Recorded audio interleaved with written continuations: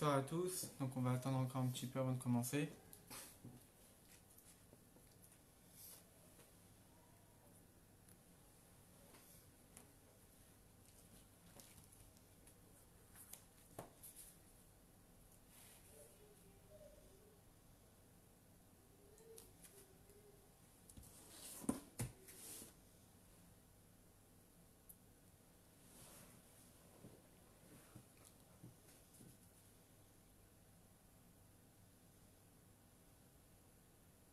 Salut Uni.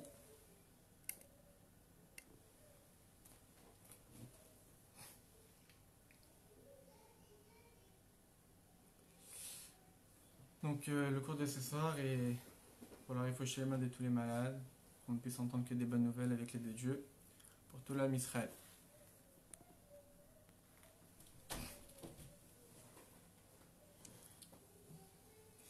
Alors, donc on va continuer notre étude du Tanya, Geret Teshuvah, donc la partie du Tanya qui traite de la Teshuvah. Le troisième père avec le troisième chapitre. Donc avant Pessah, on avait fini le Perek Bet, le deuxième chapitre. Là, c'est ça, on va commencer le troisième chapitre. Alors, tout d'abord, on va essayer de se rappeler un peu de ce que l'Admorazaka nous avait dit dans le deuxième Perek. L'Admorazaka nous avait expliqué en fait l'utilité des Ta'anit, l'utilité des jeûnes, car on avait vu dans le premier chapitre qu'il semblerait que la Teshuvah, c'est une chose, et le Ta'anit, c'est autre chose. La Ta'anit, le jeûne, ne fait pas partie de la Teshuvah.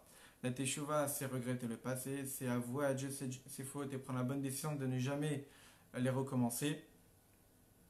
Mais le Ta'anit, c'est autre chose. Le jeûne ne fait pas partie de la Teshuvah. Le jeûne, lui, en fait, justement, il est utilisé pour récupérer la situation qu'on avait avant de fauter. C'est-à-dire que lorsqu'une personne fait Teshuvah, eh bien, il est évident qu'après ce moment-là, Dieu jamais ne rappellera les fautes transgressées, que ce soit dans ce monde en le punissant, ou que ce soit dans le monde futur, en le jugeant sur ces fautes-là. À partir du moment qu'il y a Teshuvah, on efface tout. Le problème, c'est que la Teshuvah, a priori, n'est pas si suffisante que cela. Pourquoi? Parce qu'il est nécessaire quand même qu'il y ait un jeûne. C'est-à-dire quoi qu'il y ait un jeûne?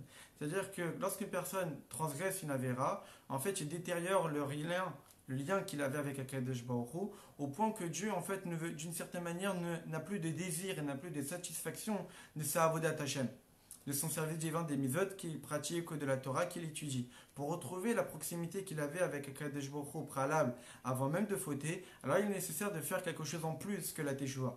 Qu'est-ce que c'est? À l'époque du Beth Amikdash, c'était d'offrir un sacrifice, un holocauste, un hola, et que cet hola, c'était considéré comme étant un cadeau qu'on offrait à Akadosh Baruch Hu pour retrouver la proximité qu'on avait avec lui avant d'avoir fauté. Aujourd'hui, nous n'avons plus de Beth Amikdash. Alors, Mazaka nous dit qu'est-ce qui remplace les korban, c'est le ta'anit. De la même manière qu'un sacrifice, ça brûle un animal, ça brûle les graisses de l'animal. De même, lorsqu'une personne s'impose un jeûne, en fait, il brûle ses propres graisses de manière à pouvoir montrer qu'il a envie de se rapprocher d'Akadosh Baruch Hu, au point même qu'il est capable de détériorer l'expression de son corps. C'est pour cela que le ta'anit ne fait pas partie de la teshuvah, mais le ta'anit, le jeûne, permet aux Juifs de récupérer la proximité qu'il avait avec Akadosh Baruch Hu. Donc ça, c'était au début du chapitre 2. Ensuite, l'Admorazaka nous avait continué en nous expliquant que le jeûne, non pas seulement est utile pour réparer ou pour finaliser la teshuvah, ou en tous les cas pour récupérer la proximité avec Akadosh Baruch Hu pour des fautes extrêmement graves, mais même pour des fautes a priori qui ne sont pas si graves que cela, comme on l'a vu avec les trois exemples de grands tzaddikim qui se sont imposés des jeûnes lorsqu'ils avaient fait des choses qui ne sont pas si graves. Pourquoi? Pour justement récupérer la proximité avec Dieu qu'ils avaient avant de faire ces petites choses. On avait donné l'exemple de celui qui avait laissé une vache de son ami sortir Shabbat avec une décoration dans ses cornes, alors que les Chachamim avaient justement décidé d'interdire cela. Et lui, il avait un avis divergent, et malgré cela, il n'a pas empêché son ami, donc il s'est imposé ces jeûnes parce que justement, malheureusement, il a fait cette erreur de ne pas être intervenu, d'empêcher la vache de son ami de sortir Shabbat en portant. Le deuxième cas qu'on avait rapporté, c'est ce qu'avait fait Rabbi Ushua, que lorsqu'il avait entendu l'avis de Beth Shammai, et qu'il avait dit, mais de ce que tu dis me fait honte. En d'autres termes, il a méprisé la parole de l'autre. Évidemment que l'autre n'était même pas son maître, l'autre était quelqu'un qui était du même niveau spirituel que lui, du même niveau de connaissance de Torah que lui. Donc c'était pas un manque de respect. Et quand il a parlé ça, c'est pour justement montrer une certaine recherche de vérité, pour montrer que non, ce que tu dis, c'est pas vraiment la vérité. Voilà, je vais t'expliquer ce que c'est la vérité, mais ce langage utilisé n'était pas si nécessaire. Et donc, il s'est imposé énormément des jeunes au point que ses dents deviennent noires pour justement récupérer la proximité avec Akadosh Baruch Hu qu'il avait avant de faire cette petite erreur. Et le troisième cas que la Dorazaka nous avait rapporté, c'est le cas de Ravuna, qu'une fois, la lanière de sa tête s'était retournée et on avait vu le blanc, on ne voyait plus le noir, quelque chose qui n'est pas si grave que cela, parce que la Dorazaka considère, il est plutôt de ceux qui pensent que ce n'est pas une faute, et que s'imposer un jeûne, c'est midat chassidut, c'est quelque chose en plus, mais ne relève pas du strict demandé par le Shulchan Aruch, et donc il s'est imposé 40 jeûnes pour réparer cette chose a priori qui n'est pas si grave que cela. Et la Zaken, en fin de compte, ensuite, il a plus ou moins fini le deuxième pérec en nous parlant de l'enseignement du Harizal, qui nous dit qu'il avait transmis à ses élèves, et que l'on l'avait expliqué la dernière fois avant Pessah, que lorsque la Zaken l'a rapporté dans le Tanya, c'est que justement, non seulement ça ne concerne pas seulement les élèves du Harizal, mais ça concerne tout le monde, que le Harizal avait transmis en fait le nombre de jeûnes qui était nécessaire pour pouvoir réparer, entre guillemets réparer, en tout cas retrouver la proximité qu'on avait avec Dieu en transgressant certaines fautes qui n'étaient pas si graves. Il avait donné par exemple l'exemple de celui qui s'était mis en colère, ou de celui qui avait bu du vin de non-juifs, ou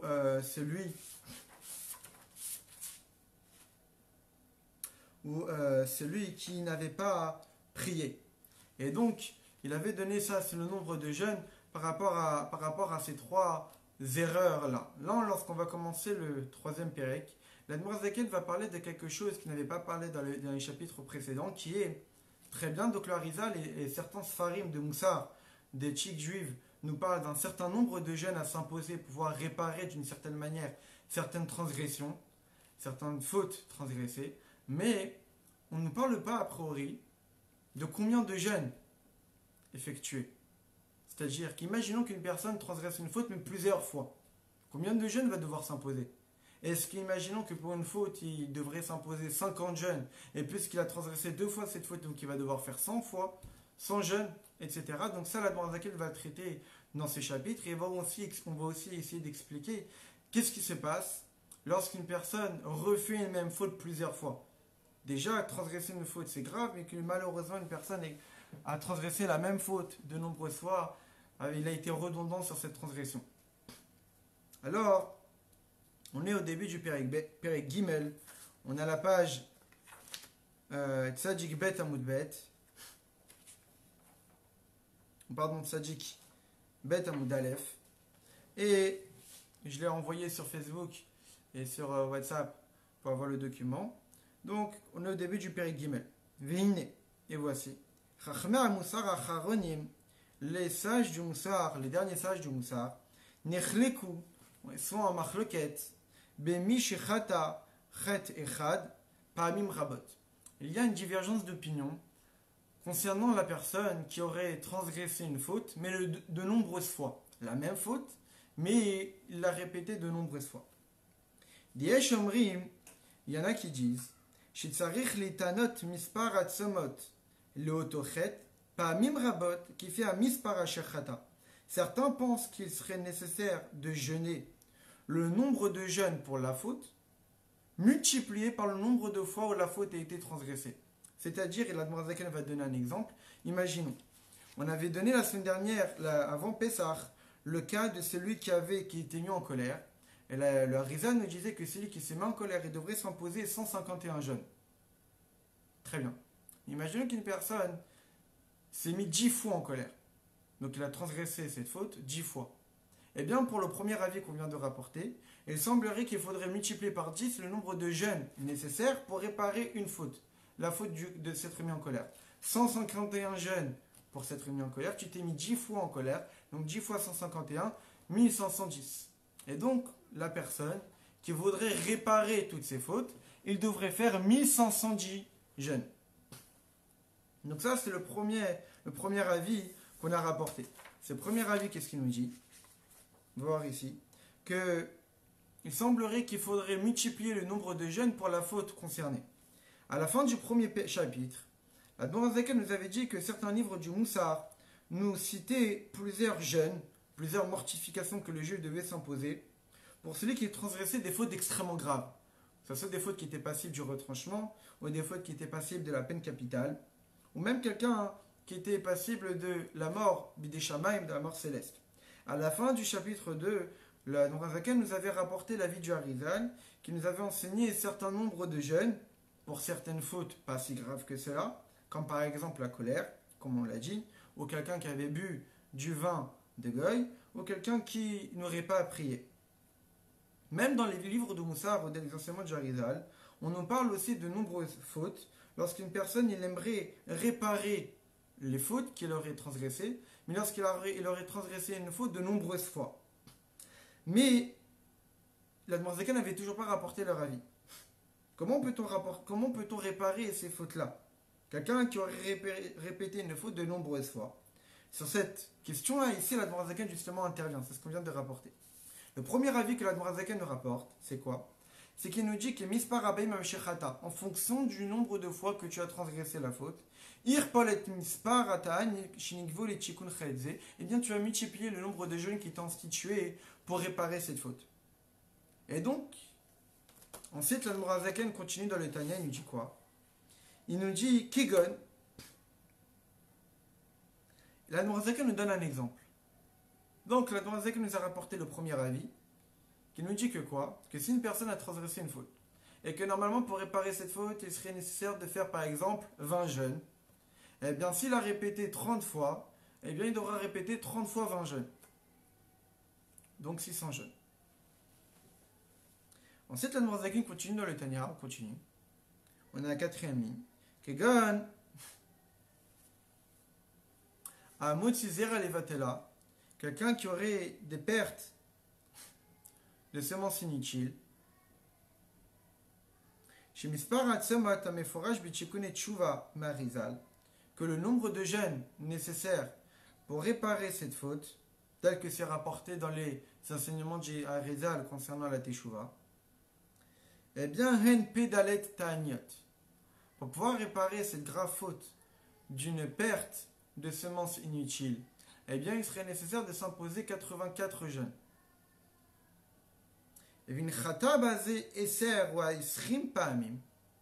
si une personne aurait transgressé 10 fois ou 20 fois cette faute-là, Alder Machal par exemple, Tsarech Leitanot Eser ou Esrim Pamaim, Pedalet Vechen Olam.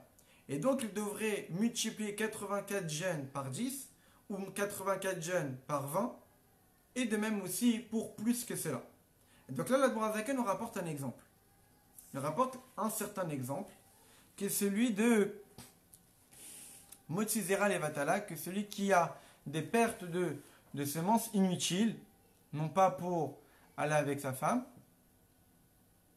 Et la Riza nous dit que pour pouvoir réparer cette grave faute, il faudrait s'imposer 84 jeûnes.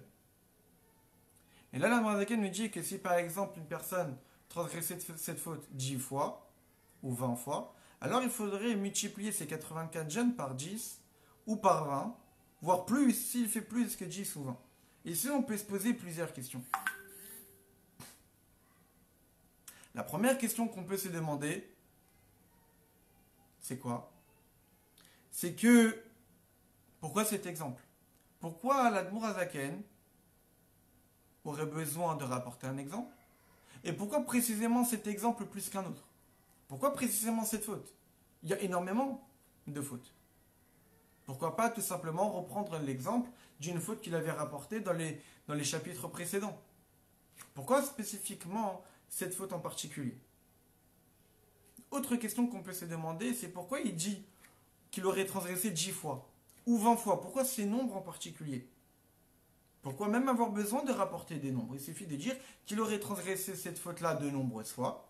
Eh bien, on va devoir multiplier 84 jeûnes par ces nombreuses fois. Pourquoi avoir besoin, nos premières questions, pourquoi avoir besoin de rapporter un exemple? Pourquoi spécifiquement cet exemple? Pourquoi avoir besoin de nous préciser le nombre de fois? Et pourquoi spécifiquement 10 ou 20 fois? On met de côté ces questions, on va y répondre à la fin. On continue dans le Tanya, la Gareth et Teshuvah.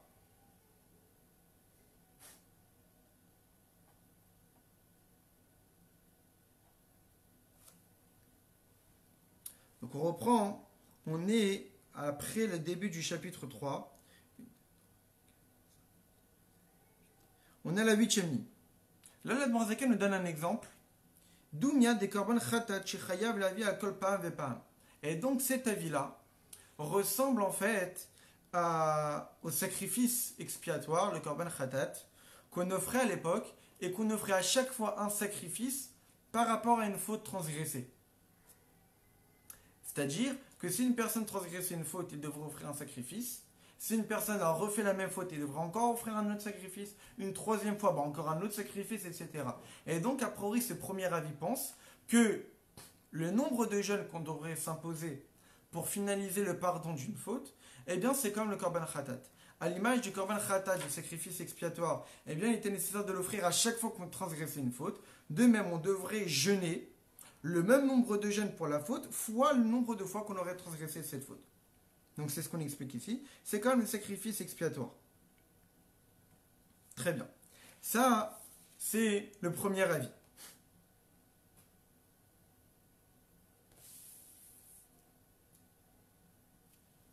Maintenant, l'Admor Zaken rapporte un deuxième avis. Quel est ce deuxième avis? Yesh medamin, il y en a... Non, il ne compare pas la réparation d'une faute à un korban khatat, un sacrifice expiatoire qu'on offre, mais plutôt, Yesh Midam, il y en a qui comparent Inyanze, ces sujets-là, les korban ola, au sacrifice d'Holocauste. Donc le sacrifice qu'on offrait qui était totalement brûlé sur le misbéar, sur l'autel. Abba al misvatase, qu'on offrait à l'époque lorsqu'on n'effectuait pas une misva positive.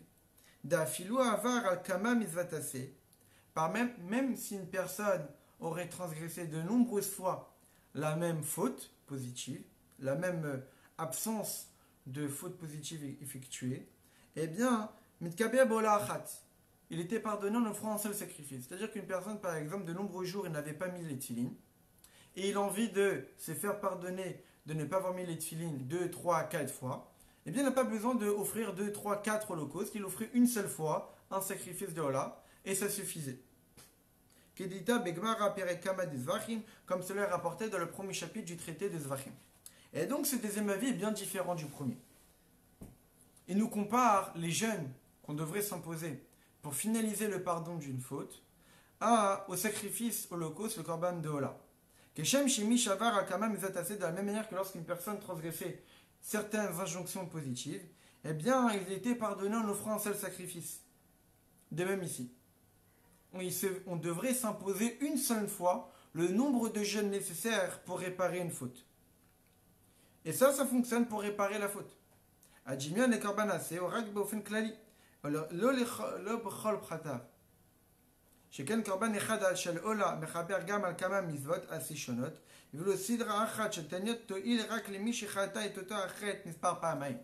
Et donc, si une personne, imaginons, il aurait transgressé une faute de nombreuses fois. Donc imaginons la faute de la colère. Quelqu'un s'est mis 100 fois en colère dans sa vie. Eh bien, il n'aurait pas besoin de multiplier par 100, 151 jeûnes.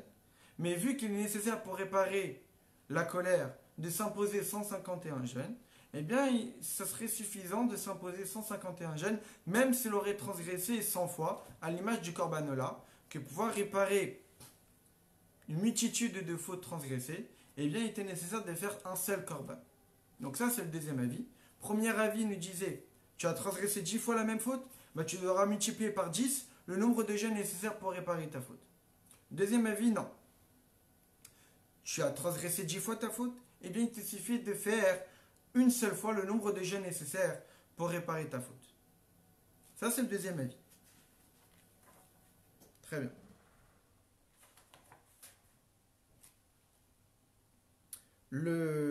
On continue dans le Tanya.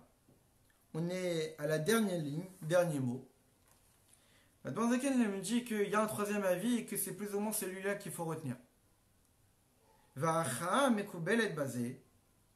Mais ce qui est tranché, et ça ce qui est accepté, les tanot gimel pa'amim, qui est de jeûner 3 fois. Qui fit mispar atzama dechedze, en fonction du nombre de fois que j'aurai transgressé cette faute. C'est-à-dire que si une personne a transgressé 10 fois, 20 fois, 100 fois, 40 fois, 1000 fois, une même faute, eh bien il suffit qu'il s'impose 3 fois le nombre de jeûnes nécessaires pour pouvoir réparer sa faute. 3 fois. Pas une fois, pas en fonction du nombre de fois qu'il aurait transgressé la faute, mais 3. Et là, la Noirzakim continue. Dainu, Resh Nun Bet Somat, 152 jeunes, Alotzaj, Shavat Zera Levatala. Tout à l'heure, il avait donné l'exemple de quelqu'un qui aurait fait Motzi Zera Levatala, quelqu'un qui aurait eu des pertes de semences non nécessaires, non utiles, pour rien. Et il devrait s'imposer 84 jeûnes pour réparer cette faute. Eh bien, pour cette faute-là, eh bien, il devrait s'imposer 252, qui est 3 fois 84. De même pour tous les autres fautes. C'est-à-dire que pour ce troisième avis, et après la Dmorazaken nous dit que c'est celui-là qui semblerait qu'il faudrait retenir, que c'est comme ça que c'est tranché, c'est que lorsqu'une personne transgresse une faute de nombreuses fois, eh bien il va devoir s'imposer 3 fois le nombre de jeûnes nécessaires pour réparer la faute. Si c'est Shirva, Zera, Levatala, si c'est Rahmana Islam, une perte de semences involontaire, ou même, que Dieu nous en préserve, volontairement et non utile, eh bien, il va devoir s'imposer 3 fois 84 jeûnes. Et là on peut se poser une question. On pourrait comprendre le premier avis. Il a transgressé 10 fois, mais multiplié par 10 le nombre de fautes nécessaires pour réparer la faute. On pourrait même comprendre le deuxième avis, qui nous dit tu répares, tu fais une seule fois le nombre de jeûnes nécessaires, parce que c'est une vision globale. Tu as transgressé telle faute, et bien une fois le nombre de jeûnes va suffire pour réparer cette faute-là. Mais ce qu'on ne comprend pas, c'est pourquoi 3 fois. Pourquoi 3 fois? Cette personne a transgressé cette faute 10 fois, 20 fois. Ou a transgressé 2 fois. Pourquoi 3 fois? Si une personne a transgressé 10 fois, 20 fois, 30 fois, pour quelle raison il serait nécessaire de faire seulement 3 fois? Quelle est l'importance dans ce chiffre 3? Le Dmorazaken nous dit, plein la raison, Alpi Mashekatu Bezor Kadosh, par rapport à ce qui est marqué dans le Zohar, sauf Parashat Noach à la fin du Parashat Noach, qui va des Chav Barnash Kamekucha Berichu, étant donné qu'une personne transgresse un interdit devant un Kadosh Baruchu, Zman Nachada une seule fois, Avid Reshimo, alors il a fait une tâche, il a fait une trace dans son âme. Cette faute-là a laissé un impact, a laissé une trace dans son âme, il a laissé une tâche. Roulé. Zmanatlita, mais lorsqu'il a répété cette fois, pas seulement 2 fois il a répété cette faute, mais même 3 fois il a répété cette faute, alors, itpashetaou ktama, cette tâche-là va s'étendre, mais citrada les citrada, d'une extrémité à l'autre de l'âme. C'est-à-dire, nous dit le Zohar, que lorsqu'une personne répète une faute 3 fois, eh bien la tâche ici s'est étendue sur toute l'âme. Et donc, lorsqu'il va Chazé Shalom continuer à transgresser, que Dieu nous en préserve, une 4e fois, une 5e fois, ben, la tâche s'est déjà étendue sur toute l'âme. Et donc, la Noirzaken, ici, en se basant sur ce Zohar, nous montre que dès la 3e fois, il a déjà entaché toute l'âme. Première fois, il a créé une tâche. 2e fois, ça s'étend peut-être un petit peu plus. Mais 3e fois, ça s'est étendu. Il y a eu Chazaka, entre guillemets. Il y a une Chazaka que cette faute-là est devenue, dans sa conscience, quelque chose d'accepté, quelque chose de naturel, au point que la tâche s'est complètement étendue sur toute l'âme. Et donc c'est la raison pour laquelle la Dmorazaken nous dit qu'il y a ce troisième avis, qui considère que lorsqu'une personne a transgressé de nombreuses fois une faute, eh bien il va devoir s'imposer 3 fois le nombre de jeûnes nécessaires pour pouvoir réparer sa faute. 3 fois et pas plus, parce que c'est à partir de la 3e fois il a transgressé la faute que déjà il a entaché toute l'âme. Que déjà il est arrivé au bout, ou que toute l'âme a été touchée, toute l'âme a été entachée, et qu'il y a un impact sur tous les recoins de l'âme. Ça, c'est ce qu'on nous explique ici. Quelqu'un qui a transgressé une faute 3 fois, ça a un sens particulier. Que moi, je me Hazor, comme le dit le Zohar, c'est le verset Niktam avonecha lefanai, tu as entaché ton âme devant moi. Kacher Adam chote, que lorsqu'une personne faute, Mais pas Marishana la première fois, ça fait une tâche. Une deuxième fois, la tâche s'intensifie. Une troisième fois, cette tâche s'étend dans tous les recoins de l'âme. Cette tâche-là qui s'est étendue d'une extrémité à l'autre. Alors, pour pouvoir, c'est le fauteur, pouvoir enlever cette tâche-là, il va falloir qu'il s'impose 3 fois le nombre de jeûnes nécessaires pour réparer sa faute. Et donc là, l'Admorazaken nous a rapporté 3 avis. On avait dit que le jeûne est nécessaire pour retrouver la proximité qu'on avait avec Akadosh Baruch Hu avant de transgresser la faute. Maintenant, si une personne transgresse une faute de nombreuses fois, qu'est-ce qui se passe? Premier avis, tu as transgressé ta faute 10 fois, tu vas devoir multiplier par 10 le nombre de jeûnes nécessaires. Deuxième avis, tu as transgressé le nombre de fois possible, tu t'imposes une seule fois le nombre de jeûnes nécessaires pour réparer la faute. Troisième avis, a priori c'est celui-là qui est accepté, c'est que tu as transgressé énormément de fois malheureusement une certaine faute, et bien tu vas devoir t'imposer 3 fois le nombre de jeûnes nécessaires pour réparer la faute. Très bien. Mais on va essayer de comprendre plus profondément. Donc là, on a lu le passage du Tanya qu'on va essayer de réfléchir ensemble. On va essayer de comprendre pourquoi il y a cette divergence d'opinion. Sur quoi est basé? On sait très bien que lorsqu'on étudie la Gemara, on essaye de savoir quelle est leur divergence d'opinion. Sur quoi se base leur différence? Ici, nous avons 3 avis. Mais pour quelle raison telle personne penserait qu'il serait nécessaire de multiplier le nombre de jeûnes par le nombre de fautes transgressées, qui a priori serait le plus logique? Pour quelle raison un autre avis pense qu'une seule fois, ça suffit? Et pour quelle raison une autre personne pense qu'il faudrait 3 fois? Et justement, en comprenant cela, on va pouvoir répondre aux questions qu'on avait tout demandé tout à l'heure. Pour quelle raison l'Admorazaken a rapporté comme exemple spécifiquement cette faute de Motzizera Levatala, de celui qui a eu des pertes de semences non utiles? Alors là, dans les explications dans les Mefarshim, on nous explique. Quelle est la source de cette divergence d'opinion chez Shlocha Ashita de ces 3 avis-là?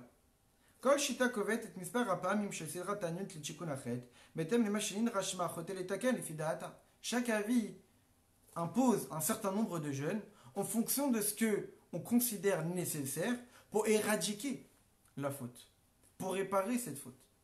On parle ici de réparation, on parle ici de récupérer la proximité avec Akadosh Baruch Hu. Et que c'est ce nombre nécessaire de jeûnes qu'il va falloir s'imposer pour retrouver la proximité avec Dieu. Eh bien, en fait, pour comprendre cela, il faut essayer de comprendre de quoi on parle ici. On parle ici de l'âme. On sait très bien qu'il y a une certaine correspondance entre l'âme et le corps. On sait qu'il y a 613 mitzvot. 613 mitzvot. Chaque mitzvah effectuée provoque un rayonnement divin dans l'âme.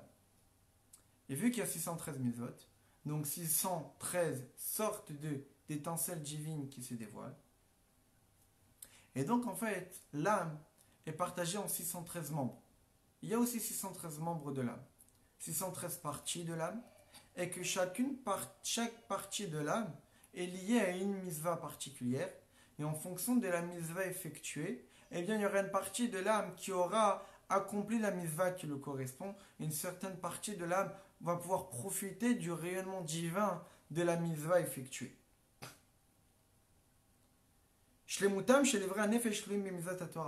La plénitude de chaque membre de l'âme dépend de l'accomplissement du mitzvah.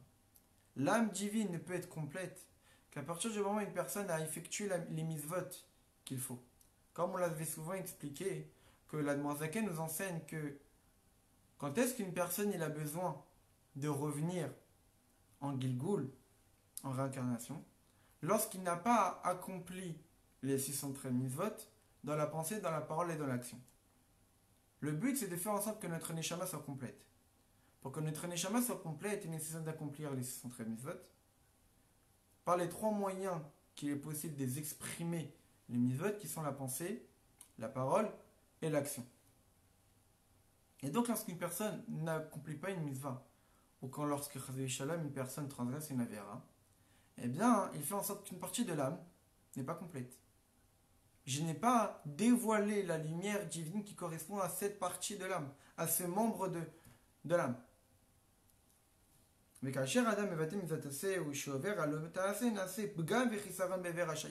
donc lorsqu'une personne transgresse une avéra, on n'effectue pas une mitzvah, et bien il crée une tâche, il crée une plaie dans une partie de l'âme, comme un membre du corps qui serait malade et que justement on n'a pas vraiment pris soin de ce corps, on n'a pas fait attention, et bien une plaie apparaît dans ce membre du corps parce que justement la situation sanitaire de ce corps se détériore parce qu'on n'a pas fait attention, on n'a pas pris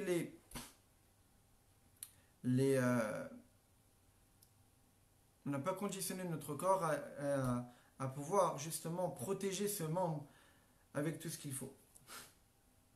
Mais et ça le point assez particulier de ce qu'on va essayer d'expliquer maintenant, c'est que tous les membres de l'âme sont inclus l'un l'autre. C'est-à-dire que comme on l'a dit, il y a 613 membres dans l'âme divine. Il y a 613 membres dans l'âme. Maintenant, ces 613 membres de l'âme ne sont pas l'un distant de l'autre. Vu que ça fait partie d'un seul et même bloc, eh bien, chaque partie de l'âme se retrouve aussi dans l'autre. Et donc, en fait, dans chaque partie, dans chaque membre de l'âme, on a 613 petites parties. Dans chaque partie, dans chaque membre, il y a un petit peu des autres membres.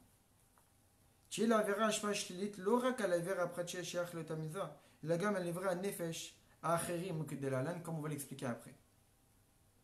C'est-à-dire que lorsqu'une personne transgresse une faute, non seulement il touche la partie de l'âme concernée par la faute, mais aussi il touche les petites parties de cette âme-là dans toutes les autres parties, vu qu'il y a une petite partie de l'âme dans toutes les autres parties de l'âme. On explique maintenant. Pour essayer de comprendre tout cela, comment une tâche en fait, ce qu'on essaie de comprendre, c'est quel est l'impact d'une avéra dans l'âme. Qu'est-ce qui se passe? Quelle partie de l'âme est touchée? Est-ce que c'est une seule partie? Est-ce que c'est toute l'âme? Quand est-ce que toute l'âme est concernée? Quand est-ce que seulement une partie de l'âme est concernée? Eh bien, pour essayer de comprendre cela, on va essayer d'abord de comprendre comment fonctionne le corps humain, comment fonctionnent les membres les organes de l'homme. Tous les organes de l'homme sont tous différents l'un de l'autre. On a le cerveau, on a le pancréas, on a le poumon, on a le cœur, etc. Chaque organe a un but particulier, une action particulière dans le corps. Et chaque organe apporte quelque chose en particulier. Le cœur a un certain travail qu'aucun membre du corps, qu'aucun organe du corps n'est capable de combler. Le cerveau a un travail qu'aucun organe du corps n'est capable de combler. Les poumons ont un travail qu'aucun organe du corps n'est capable de combler. Et donc on voit que chaque organe a une spécificité, un but particulier à accomplir. Mais plus, en plus du fait que chaque organe est distinct l'un de l'autre, et chacun a un but particulier à accomplir, mais ils sont tous reliés. Reliés comment? À l'idée Adam, grâce au sang. Chez ce que ce sang qui se diffuse et qui se propage dans tous les organes. Et donc le sang, il va partir du cœur, ensuite il va être vitalisé, il va être oxygéné, il va partir dans tous les membres du corps, de manière à leur donner de l'oxygène pour permettre à chaque organe de pouvoir être actif, de pouvoir concrétiser son but. Et donc on voit bien que tous les organes du corps seront liés par le biais de ce sang.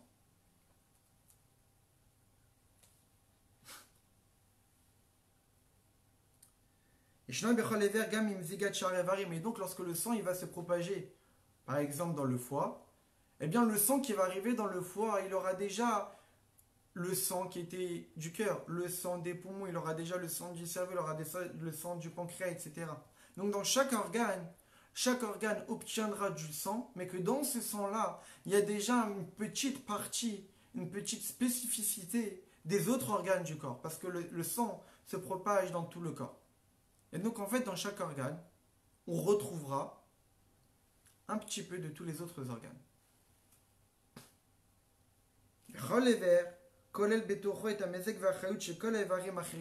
Et donc chaque organe se trouve dans tous les autres, et dans chaque organe, on retrouve tous les autres. Et donc là, il y a ici trois visions qui se crée devant nous. L'organe, dans sa globalité, que dans un seul organe, on retrouve tous les autres, et que cet organe-là se trouve dans tous les autres.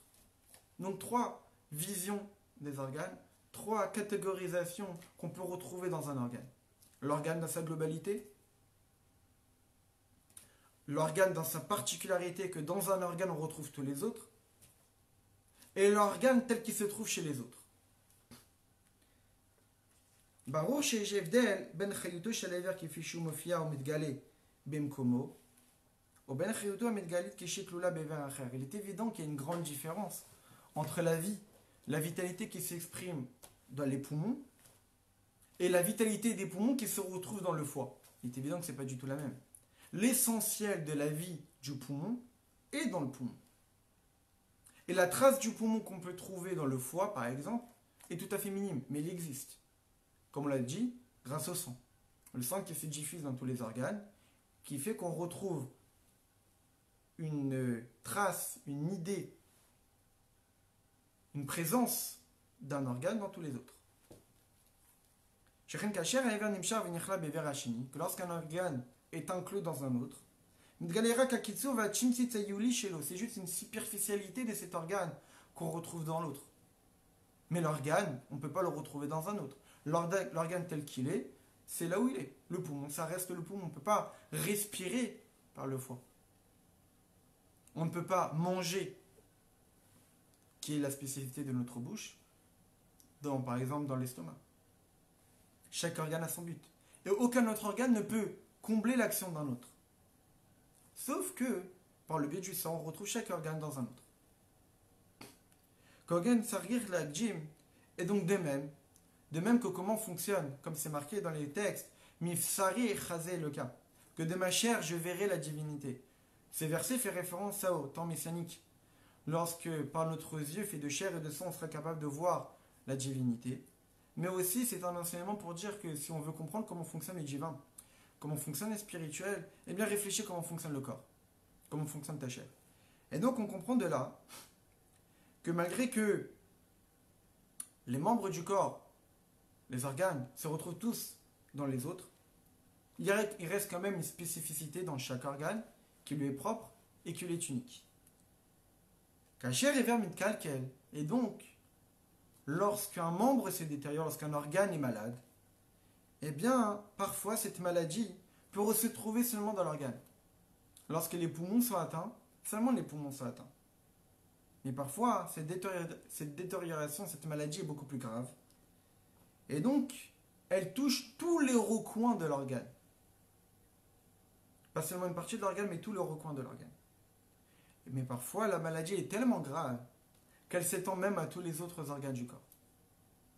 Et donc, on voit qu'il y a 3 expressions, 3 gravités de la maladie en fonction de son importance. Soit une maladie est minime, entre guillemets, minime, elle touche l'organe concerné par la maladie. Soit la maladie est beaucoup plus grave, et donc ça touche tous les recoins de l'organe. Tout l'organe est concerné. Pas une seule partie, mais tout l'organe est concerné. Soit malheureusement la maladie est encore beaucoup plus grave, que cette maladie s'est étendue à tous les autres membres du corps, à tous les autres organes. Ça, c'est pour le corps, mais il en est de même aussi pour l'âme. Dès la première fois où un homme faute, tout de suite apparaît une tâche dans l'essence même de l'âme, dans la partie de l'âme concernée, comme on l'a dit.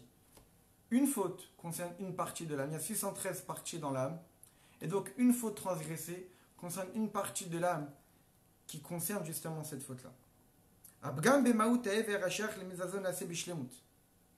Dès la première fois, dès qu'une personne transgresse, imaginons, il n'a pas mis les tefilines, la partie de l'âme des tefilines est totalement tachée.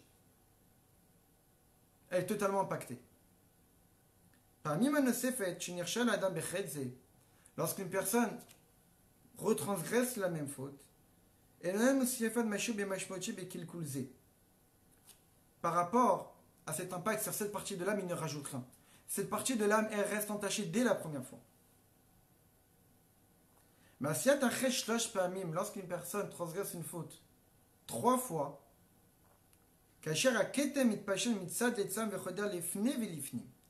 Et si l'impact, la tâche, eh bien, touche toute l'âme. Cette tâche-là touche toutes les autres parties de l'âme. Toutes les autres parties des autres mitzvot. On avait dit que dans chaque âme, il y a 613 parties. Lorsqu'une personne transgresse une fois une faute, il touche la partie de la faute concernée dans l'âme. Mais lorsqu'une personne répète la faute 3 fois, alors l'impact s'étend dans tout le reste de l'âme. À l'image d'une maladie qui est beaucoup plus grave, qui pas seulement touche une partie de l'organe, mais tout l'organe dans sa globalité. Mais lorsqu'une personne transgresse une faute beaucoup plus que 3 fois, là, la tâche s'étend. Eh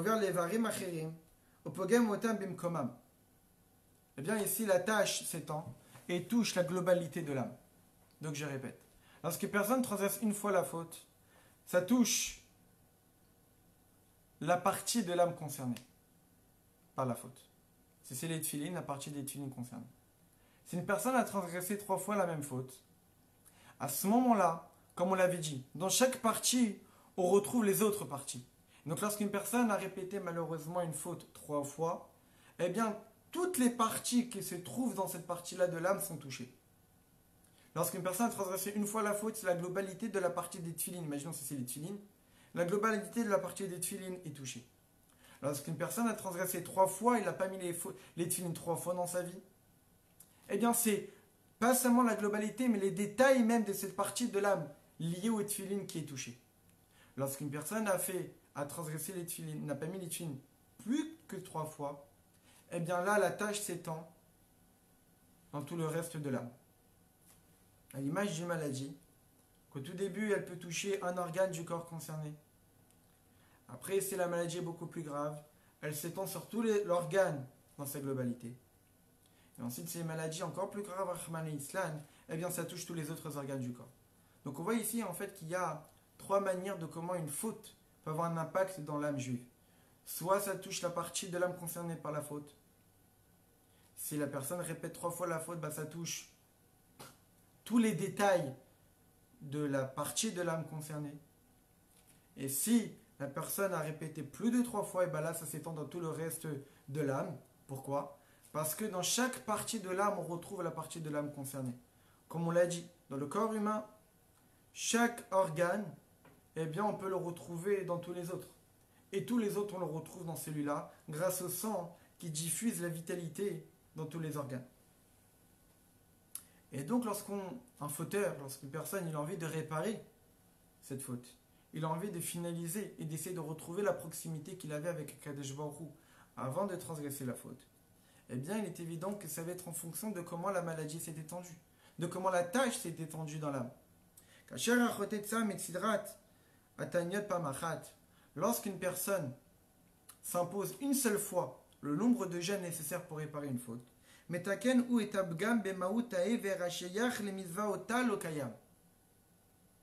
eh bien à ce moment-là, il répare la partie de l'âme concernée par la faute. Lorsqu'une personne a bu du vin non cachère, a bu du vin de non-juif, eh bien à ce moment-là, lorsqu'il va s'imposer, on avait dit que c'était, il me semble, que c'était 73 jeûnes, eh bien lorsqu'il va s'imposer 73 jeûnes, eh bien il va réparer la faute dans la partie de l'âme concernée par le fait d'avoir bu Yain Neser du vin de non-juif. Lorsqu'il a fait 73 jeûnes, une seule fois. Lorsqu'une personne va s'imposer le nombre de jeûnes nécessaires pour réparer une faute, mais va le multiplier par 3, là, à ce moment-là, le fauteur va être capable de réparer la tâche sur tous les recoins de la partie de l'âme concernée. Dans la partie de l'âme, on va rester dans l'exemple de Yain Neser, de quelqu'un qui a bu du vin de non-juif, eh bien, il y a une 613 parties à l'intérieur. Lorsqu'une personne a transgressé une fois, il a touché une partie de ces 613 de la partie du vin non cachère de l'âme juive. Lorsqu'une personne a répété une faute lorsqu'une personne va multiplier par 3 le nombre de gènes concernés par la faute, eh bien, il sera capable d'enlever la tâche qui se trouve dans tous les recoins de cette partie de l'âme. Dans les 613 parties de cette partie de l'âme concernée par le vin non cachère. Mais pour pouvoir réparer toute l'âme, lorsqu'une personne a transgressé plus de 3 fois, et donc la tâche s'est étendue sur toute l'âme, là il sera nécessaire de, peut-être Shinif Game, et donc pouvoir réparer cela, il sera nécessaire de s'imposer le nombre de gènes, le nombre de fois que j'ai transgressé ces fautes par le nombre de gènes nécessaires pour réparer la faute. Pourquoi? Parce qu'une faute existe, parce que la partie de l'âme concernée par la faute existe dans toutes les autres parties de l'âme. À l'image, comme on l'a dit, les poumons existent aussi dans le foie, existent aussi dans le cerveau, existent aussi dans le cœur, parce que le sang des poumons est aussi diffusé dans le pancréas, dans le foie, dans le cœur et dans le cerveau. Et donc, une idée des poumons existe là-bas. Vu qu'une personne aurait transgressé, par exemple, le vin de non-juif, mais cette partie de vin de non-juif aussi existe dans la partie de l'âme concernée par les tefilin, existe aussi dans la partie de l'âme concernée par le Shabbat. Et donc, lorsqu'une personne aimerait réparer toutes les parties concernées par cette faute transgressée, alors il sera nécessaire de s'imposer le nombre de jeûnes que j'aurais transgressé, le nombre de fois que j'aurais transgressé cette faute-là. Grâce à ça, on va pouvoir comprendre les 3 avis. Le premier avis qui nous a dit qu'il va falloir s'imposer le nombre de fois que j'aurais transgressé cette faute, parce qu'il considère que lorsque je veux réparer une faute, je dois réparer toutes les parties de l'âme concernées par la faute transgressée. Pas seulement la partie de l'âme de la faute, mais toutes les autres parties. Parce que dans toutes les autres parties existe aussi cette faute-là. Le deuxième avis qui nous a dit qu'en fait il suffit de s'imposer une seule fois le nombre de jeûnes nécessaires, parce qu'il considère que tu as fait cette faute-là, alors tu t'imposes une seule fois cette faute-là. Une seule fois le nombre de jeûnes nécessaires pour réparer cette faute-là, qui correspond à la partie de l'âme concernée par la faute. Le troisième avis qui nous dit qu'il va falloir s'imposer 3 fois, eh bien en fait il nous dit que pour pouvoir réparer une faute, il faut que tu répares toute la partie de l'âme concernée par cette faute-là. Parce que dans cette partie de l'âme, il y a 613 parties. Et cette faute-là, vu que tu l'as répétée 3 fois, elle s'est étendue dans toute la partie de l'âme concernée par la faute. Tu veux la réparer? Alors, multiplie par 3 le nombre de fautes, le nombre de jeûnes nécessaires pour réparer cette faute. Et là, on sera capable de comprendre pourquoi la Zaken a pris cet exemple de Motsi Zira Levatala. En fait, c'est basé sur une sikha du Rabbi, qui est assez longue. On va essayer un petit peu de... Le mieux, ce serait de l'avoir dans les mots. Mais après, on va passer sur Pirkei Avot. Le Rabbi nous dit en fait pourquoi. C'est basé sur un enseignement du père du Rabbi Levi Yitzhak. La Zaken, en fait, pour quelle raison il a pris cet exemple? Parce qu'il veut nous montrer qu'une faute a un impact sur toutes les autres parties du corps.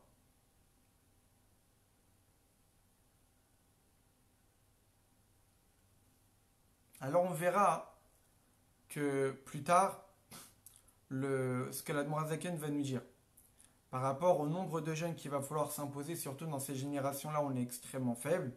Et surtout, comme il va nous expliquer que aujourd'hui, c'est plutôt la Tzedaka qui remplace les jeunes, vu qu'on n'est pas si fort que cela pour pouvoir s'imposer énormément de jeunes. Mais en tous les cas, l'idée, c'est que normalement, on devrait se souvenir des fautes qu'on aurait transgressées dans notre vie, parce que déjà, lorsque Mashiach viendra, on va devoir offrir le sacrifice pour réparer toutes les fautes transgressées dans notre vie. Pourquoi il a rapporté l'exemple d'Amotsi Zera Levatala? Parce qu'il a voulu montrer qu'une faute touche tout le corps. Une faute, ne touche pas seulement une partie de l'âme, mais la faute touche toutes les autres parties de l'âme. Et donc, il a pris une faute à Amotsi Zera Levatala, parce que le Rambam nous dit que une personne ne devrait pas aller trop de fois avec sa femme parce que ça détériore son corps, parce qu'il perd énormément de force. Parce que perdre de la semence, ça fait perdre énormément de force du corps. Parce que tout le corps est concerné ici. Ici, c'est pas seulement un organe du corps qui est concerné. Mais étant donné que la semence, ça provient de la profondeur même du corps, eh bien, en fait, tout le corps est concerné. Et tout le corps s'affaiblit lorsque cet acte a été effectué. Et donc c'est pour cette raison qu'il a pris cet exemple de cette faute.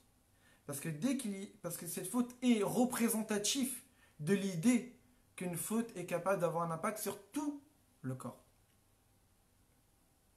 Pour quelle raison il nous a dit que lorsqu'une personne transgresse 10 fois ou 20 fois, parce qu'en fait, 10, c'est la lettre Yud.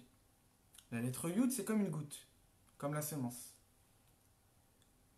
Et donc, lorsqu'une personne transgresse cette faute-là, il a perdu 10 fois. Il a perdu cette goutte. Mais lorsqu'une personne transgresse ensuite la 10 ou 20 fois, parce qu'en fait, il y a la faute, telle qu'elle est dans son origine, mais il y a la faute telle qu'elle s'étend dans toutes les autres parties de l'âme concernées par la faute. La lettre Yud, lorsqu'on l'écrit, c'est la lettre Yud. Mais lorsqu'on prononce la lettre Yud, on sait très bien qu'en hébreu, il y a la lettre, il y a la prononciation de la lettre. La lettre Yud, lorsqu'on la prononce, ça crée un Vav pour ou et 2, Yud. Valeur numérique des lettres produites, Vav 6, Dalet 4 et le Yud 10. 10, 6 et 4, ça fait 20. Et ensuite, la Zaken nous a dit et à l'infini. En fait, la Zaken nous a ici expliqué les 3 manières de s'imposer les jeûnes, soit 10 fois, où c'est la faute, la semence, la goutte perdue, soit 20 fois, tel que la faute s'est étendue dans tous les recoins de la faute, de la partie de l'âme concernée par la faute, ou l'éolam, lorsque la faute s'est étendue dans tous les recoins de l'âme. Un petit résumé, ça c'est un petit résumé de la Sikha du Rabbi, qui nous explique pourquoi l'Admour HaZaken, parce que tout est précis dans le langage de l'Admour HaZaken, pour quelle raison l'Admour HaZaken a pris cet exemple-là en particulier. On continuera Bezrat Hashem, Migeret Teshuvah la semaine prochaine.